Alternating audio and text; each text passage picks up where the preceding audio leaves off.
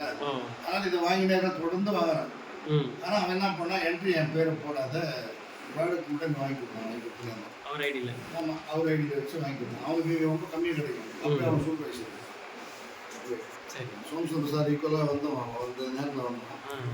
அவன் என்ஜாய் பண்ணிட்டு தான் எனக்கு தெரியாது. என்ட்ரி போகணும், இதில் ஒரு இன்கம் இருக்குதுலாம் எனக்கு தெரியாது. அப்போது இதை வாங்கி வாங்கி அவர் கொடுக்கும்போது நான் ஸ்டார்ட் பண்ணி ஒரு வாரத்தில் என்ன பண்ணார், சேரில் உட்கார ஆரம்பித்தார். சேரில் உட்கார மாட்டார், இப்போ படுத்துன்னு தான் இருப்பார். ஏன்னா உட்கார முடியாது, ஏன்னா ஃபைல் கேன்சர்ன்றதுனால ரொம்ப ரப்சராக இருக்காங்க, வலி தாங்க. சேர்லேயே உட்கார்றது கிடையாது அவர். ஆனால் கடைசிக்கு படுத்துக்கினே இருந்தவர் திடீர்னு சேரில் உட்காந்து பேப்பர் படிக்க ஆரம்பிச்சிட்டார். எங்கள் வீட்டில் எல்லாருக்கும் ஃபேமிலியில் ரொம்ப, எங்கள் சர்ச் இருக்குது, எங்கள் மச்சான் பாஸ்டர் இருக்காது. சர்ச்சில் எல்லாமே ஒரு 700-800 பேர் சர்ச்சில் இருக்காங்க. எல்லோரும் அவர் வந்து சண்டே முடிச்சோன்னு பார்த்து, பாஸ்டருடைய அப்பா இல்லை, என்னுடைய மச்சான் தான் பாஸ்டர் ஆகிறாரு, எங்கள் ஒய்ஃபுடைய அண்ணன். ஆனால் எல்லாம் வந்து விசாரிச்சுட்டு போவாங்க. அப்போ அவருக்கு இப்படி படுத்துங்கிறது அவருக்கு ரொம்ப வெக்கமாக இருக்குது.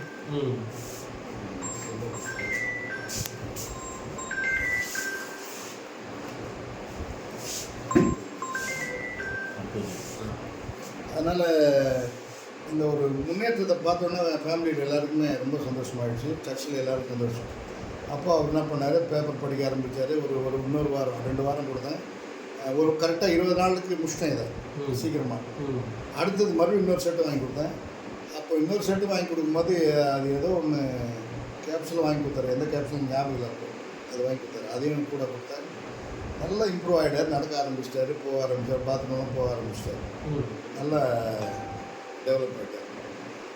டாக்டர் என்ன சொன்னார், டார்வின் டாக்டரு இன்னொரு 30 நாள் 35 நாள் அவர் இருப்பாருங்க, அவருக்கு என்னென்ன விருப்பப்படுற கொடுத்துருங்க செய்யுங்கன்னு சொன்னாங்க. ஆக்சுவலாக அப்போ அதுக்கப்புறம் இதை கொடுத்தோன்னா 1.5 வருஷம் அவர் ரொம்ப நல்லா இருந்தார். 1.5 வருஷம் ஆரோக்கியமாக இருந்தார். அவரே சேரை தூக்கின்னு வந்து எங்கள் வீட்டுக்கு வெளியே ரோடு போகும், அந்த கேட்டாண்ட வந்து சேரை தூக்கி அந்த வரி போட்டு உட்காந்துன்னு வேடிக்கை பார்த்தேன். போகிற முறையில் 88 வயசாக, 87 ஒரு பர்த்டே கொண்டாடினார் கேன்சர்லேயே. அப்படி ஒரு அருமையான ப்ராடக்ட் இது. கடைசிக்கு ஏன்னா இன்னொரு 2-3 வருஷம் கூட அவரை காப்பாற்றிக்கலாம்.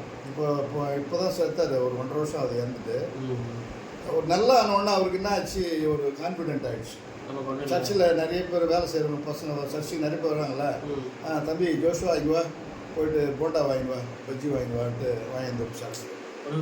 ஆமாம், சாப்பாடு நிறைய சாப்பிட்டு பழக்கம். இன்ஸ்பெக்டர் இருந்தனால சடனாக காலையில் பாயா சாப்பிட்டு இப்போ ரூமில் உட்காந்து பாயா வர வச்சு ஆர்டர். ஆமாம், ஏன்னா எங்கள் கிட்ட கேட்டால் நாங்கள் திட்டுவோம், யாரும் கொடுக்க மாட்டோம். 84 பாயா, 87 வயசு.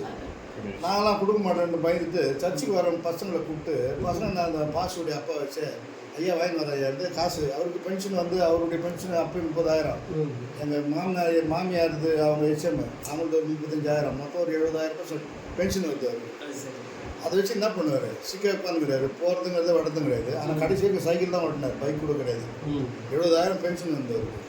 ஆனால் வாங்கி என்ன பண்ணுவார், வரவங்களுக்கெல்லாம் உங்கள் வீட்டில் அரிசி இல்லையா, இந்த 2000 வாங்கிக்க, ரேஷன் அரிசி வாங்கி காரில் போயிட்டு, எங்கள் வீட்டில் கார் நிறைய இருக்குது, அவர் கார்லேயே போயிட்டு நல்லா இருக்கும்போது வாங்கிட்டு வந்து எல்லா வீட்டிலும் சர்ச்சில் வீட்டில் கொடுத்து வருவார்.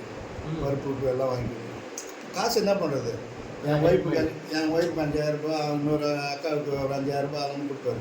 எல்லோருக்கும் கால் வாங்கினாருன்னா ஆட்டுக்கால் எல்லா வீட்டுக்கும், மட்டன் வாங்கினாலும் எல்லா வீட்டுக்கும்.